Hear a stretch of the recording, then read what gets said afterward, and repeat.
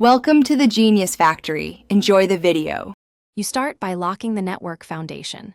Plug the host into Ethernet and prefer a 5 GHz client if you must use Wi-Fi. Once done, stop downloads and streaming on every device so packets aren't competing. Then make sure to assign priority to the host PC in your router's co-S settings or reserve its IP. This forces lower latency and steadier throughput. While you're here, check that the host's upload speed meets at least 5 Mbps for 720p, higher for 1080p. Next, dive into Steam.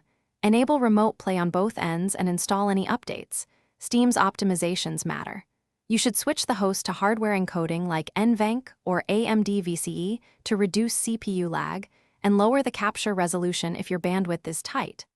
Also disable in-game VSync and consider capping the host frame rate to a stable number to avoid microstutters. While adjusting, test different encoder bitrate presets. A slightly lower bitrate often yields smoother motion versus frequent buffering. To finish, run live tests and read Steam's overlay metrics for latency and packet loss while you play. This shows whether issues are network or encoding related. If you see high latency, switch to Steam's fast network mode, lower bitrate or resolution and retest. Small decreases often fix stuttering. If problems remain, reboot the router and both machines, replug Ethernet cables, and update GPU drivers.